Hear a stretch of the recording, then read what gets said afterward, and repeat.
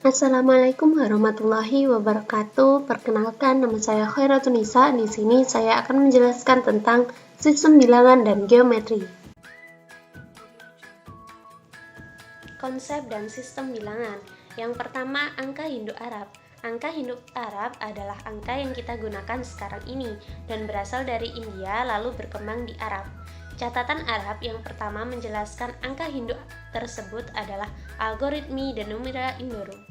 Terjemahan Latin karya Al-Khwarizmi, sedangkan di Eropa dibawa oleh Fibonacci dengan buku Liber Abbasi tahun 1202. Yang kedua, bilangan pecahan dan desimal. Menurut catatan sejarah, bilangan pecahan tertua dimulai di Mesir kuno. Brahmagupta dalam Brahma Sputa Siddhanta menjelaskan tentang penulisan dan perhitungan bilangan pecahan.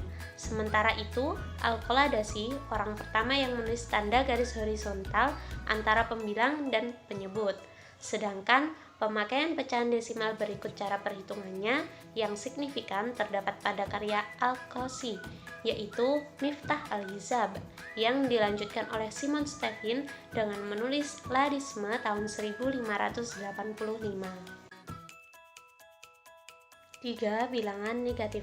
Diduga bangsa Mesir kuno telah mengenal bilangan negatif, namun penerimaan bilangan negatif lebih maju di India.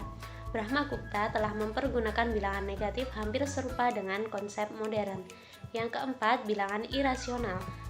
Tentang bilangan irasional, perguruan Pythagoras menganggap semua bilangan adalah rasional. Ketika perguruan ini menemukan bahwa akar 2 incommensurable, mereka lalu merahasiakannya. Penanganan bilangan irasional secara tepat baru dimulai pada abad ke-19. Dedekind dalam bukunya Static Gate and the Irrational Zahlen atau Continuity and Irrational Numbers tahun 1872 yang membuat definisi bilangan irasional secara tepat dan jelas. 5.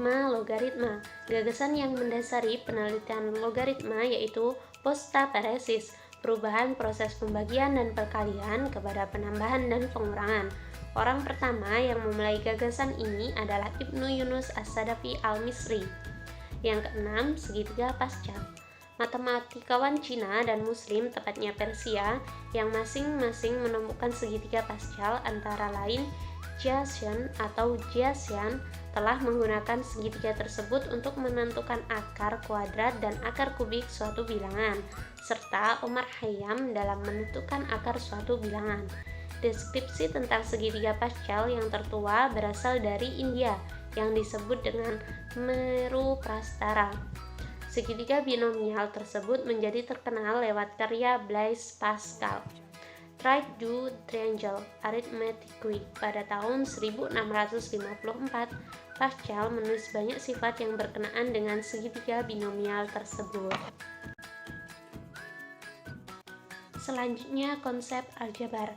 Yang pertama, teorema Pythagoras. Teorema ini diberi nama Pythagoras karena ia yang pertama memberi sebuah bukti secara geometris.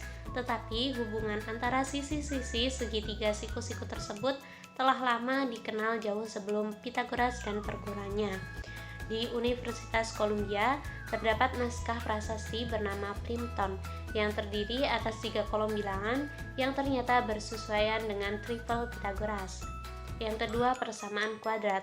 Bangsa Babilonia telah menggunakan algoritma melengkapkan kuadrat untuk menentukan penyelesaian suatu persamaan kuadrat, misalnya dalam papirus Berlin.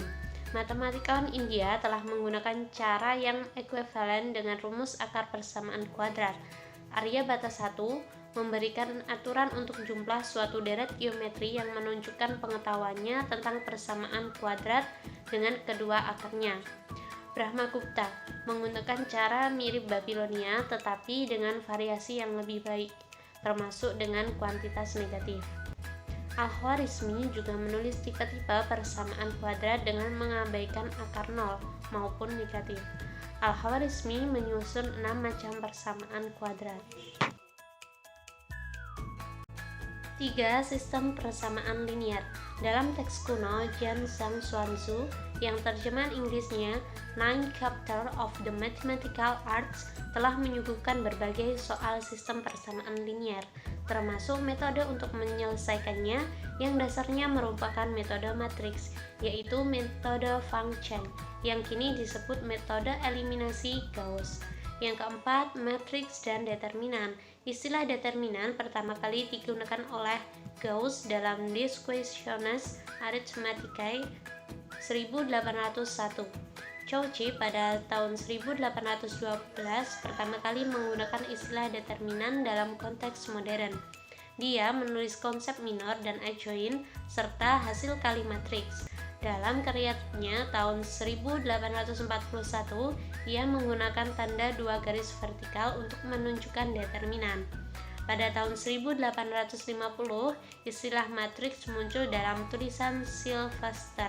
Pada tahun 1853, Cayley lewat tabel Cayley menulis tentang inverse matrix. Selanjutnya, konsep geometri. Sejarah peradaban paling kuno yang tercatat dalam sejarah adalah peradaban Babilonia.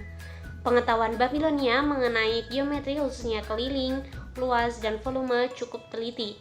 Pada peradaban Mesir kuno terdapat papirus Rin berisi masalah matematika dan pemecahannya, terkait dengan aritmatika dan geometri.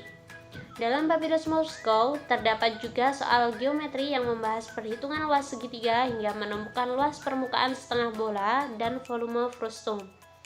Pada peradaban India kuno, pengetahuan geometri pada Sulbasutra adalah mengenai transformasi bentuk bangun datar ke bentuk bangun datar lain dengan luas yang sama.